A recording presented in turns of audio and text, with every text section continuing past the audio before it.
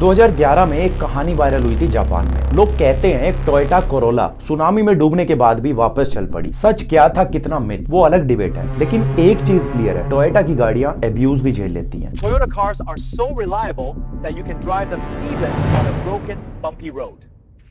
एक स्ट्रेटेजी है जिसको टोयोटा चुपचाप फॉलो करती है, जिसको हर कार ब्रांड जानता भी है, एक्नॉलेज भी करता है, पर कोई कॉपी नहीं कर पाता, क्योंकि ये स्ट्रेटेजी इंस्टेंट प्रॉफिट नहीं, रेपुटेशन, ट्रस्ट और लेगेसी देती है। आज जब इंडियन मार्केट में हर महीने नई गाड़ियां लॉन्च हो रही हैं, हर ब्रांड फीचर्स की रेस में लगे हैं, टच स्क्रीन बड़े हो रहे हैं, एआई इंटीग्रेट हो रहा है, तब भी टोयोटा की इनोवा और फॉर्च्यूनर बिना किसी खास फीचर के 6 महीने से ज्यादा वेटिंग पीरियड पे है। इनोवा की रीसेल वैल्यू 10 साल बाद भी अप टू 50% की वैल्यू रिटेन करती है। अब बड़ा सवाल यह है, क्या टोयोटा सच में इतनी रिलायबल है, या फिर दुनिया की सबसे बड़ी ब्रांड साइकोलॉजी केवल एक गेम है? टोयोटा एक सिंपल नट बोल्ट को भी मल्टीपल एक्सट्रीम कंडीशंस में टेस्ट करती है, जैसे हीट, कोल्ड, ह्यूमिडिटी, वाइब्रेशन और कोराइजन, क्योंकि उनका फोकस होता है कि कार का हर छोटे से छोटा पार्ट भी वर्स्ट केस सिनेरियो में भी सरवाइव कर सके। 1950s में जब जापान वर्ल्ड वॉर 2 से रिकवर कर रहा था, तब टोयोटा के इंजीनियर ताइची ओनो को एक रेवोल्यूशनरी आइडिया आया। उनका कहना था, हम अमेरिका के स्टाइल में मास प्रोडक्शन नहीं कर सकते क्योंकि हमारे पास रिसोर्सेज नहीं है। तो उन्होंने एक नया सिस्टम बनाया, JIT,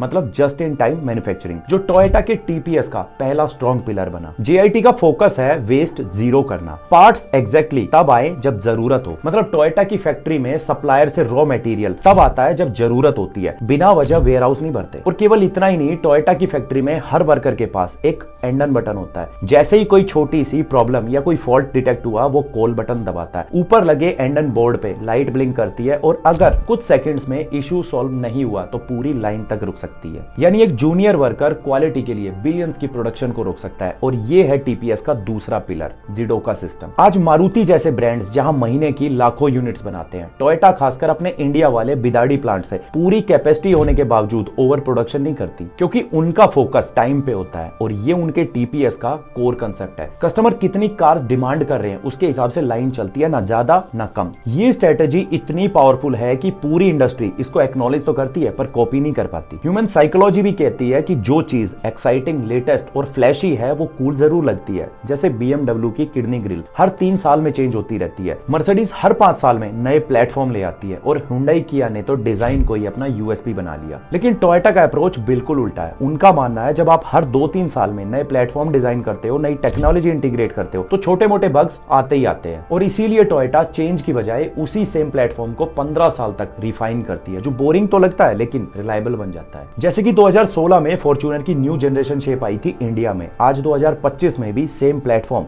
सेम इंजन, बस केवल कुछ माइनर अपडेट। जब आप एक फॉर्च्यूनर या इनोवा खरीदने के लिए टोयोटा के शोरूम जाते हो, तो सेल्समैन फीचर्स बताने की बजाय ये कहेगा, सर ये गाड़ी 20 साल चलती है, रीसेल वैल्यू देखिए, रिलायबिलिटी और सर्विस कॉस्ट देखिए। अब आते हैं टेक्निकल साइड पे, जहां मोस्टली कार ब्रांड्स हर 2-3 साल में सप्लायर चेंज करते रहते हैं, बेटर रेट्स, कॉस्ट कटिंग और प्रॉफिट मार्जिन के लिए। वहीं टोयोटा अपने सप्लायर्स के साथ डिकेड्स लंबी पार्टनरशिप रखती है, कंसिस्टेंट क्वालिटी के लिए, क्योंकि वो सप्लायर्स स्टैंडर्ड को इतना डीपली समझ जाते हैं कि क्वालिटी इशू ना के बराबर हो जाते हैं। और यही नहीं, जब दूसरे ब्रांड्स 8-9 स्पीड के DCT गियर बॉक्सेस ला रहे हैं, टोयोटा अब भी अपना वो ही 6 स्पीड टॉर्क कन्वर्टर यूज करती है, जो ग्लोबली प्रूवन और लेस सेंसिटिव है। और पार्ट्स का स्टैंडर्डाइजेशन देखो, इनोवा क्रिस्टा में जो 2.8 लीटर का डीजल इंजन है, वो ही सेम फॉर्च्यूनर से लेकर इंटरनेशनल मार्केट में बिकने वाली हाइलक्स तक के अंदर यूज होता है। इससे होगा क्या, टोयोटा बल्क प्रोडक्शन कर पाती है, वो भी बेटर क्वालिटी के साथ। अब यहाँ पे कंफ्यूजन होता है लोगों को, सब कहते हैं जर्मन इंजीनियरिंग बेस्ट है, Mercedes, BMW, Audi precision, performance और परफेक्शन देती हैं, फिर भी टोयोटा की रिलायबिलिटी ज्यादा क्यों? तो यहाँ टोयोटा और जर्मन्स की फिलॉसफी बिल्कुल अपोजिट डायरेक्शन में जाती है। जहां Germans over engineering for performance prefer करते हैं, वहीं टोयोटा ड्यूरेबिलिटी प्रेफर करती है। और ये लाइन ध्यान से सुनना, मर्सिडीज इंजीनियर एक कार को इतना परफेक्ट बनाते हैं कि वो 200 किलोमीटर पर आवर पर भी स्टेबल रहे, प्रिसाइजन इतना ज्यादा कि हजारों RPM पे भी वाइब्रेशन ना हो। लेकिन इसका साइड इफेक्ट भी है, कॉम्प्लेक्सिटी। जब आप एक्सट्रीम प्रिसाइजन चाहते हो, तो टॉलरेंस के लिए सेंसर्स ज्यादा लगाने पड़ते हैं, जिससे इलेक्ट्रॉनिक सिस्टम बहुत कॉम्प्लेक्स हो जाता है, और जब कॉम्प्लेक्सिटी बढ़ती है तो फेलियर पॉइंट्स भी बढ़ते हैं। इसीलिए टोयोटा इंजीनियरिंग करती है इंडिया के गड्ढों के लिए, अफ्रीका के टफ रोड्स के लिए, और साथ ही मिडल ईस्ट की एक्सट्रीम हीट के लिए, क्योंकि उनको 200 किलोमीटर की स्टेबिलिटी नहीं, ड्यूरेबिलिटी चाहिए। एग्जांपल के लिए फॉर्च्यूनर का सस्पेंशन देखो, इतना सॉफ्ट नहीं है जितना किसी प्रीमियम एसयूवी का होता है, थोड़ा स्टिफ लगता है सिटी में, लेकिन यही स्टिफनेस उसको ड्यूरेबल बनाती है। 10 लाख किलोमीटर चलने के बाद भी सस्पेंशन सैग नहीं करता। अब फोकस करते हैं इंडिया वाली स्ट्रेटेजी पे। टोयोटा इंडिया अपने कार के 70% पार्ट्स इंडिया में ही बनाती है, लेकिन स्टैंडर्ड्स वही ग्लोबल वाले। मारुति ने भी 90% से ज्यादा लोकलाइजेशन अचीव किया, लेकिन साथ ही मटेरियल्स में कॉम्प्रोमाइज भी बहुत किया है कॉस्ट कटिंग के लिए। इंडियन स्विफ्ट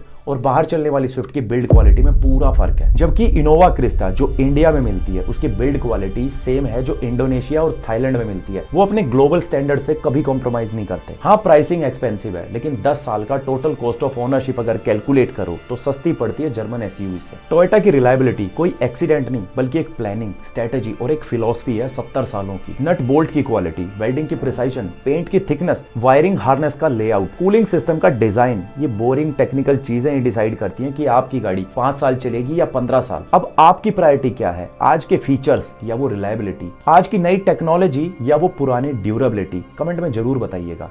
जय हिंद।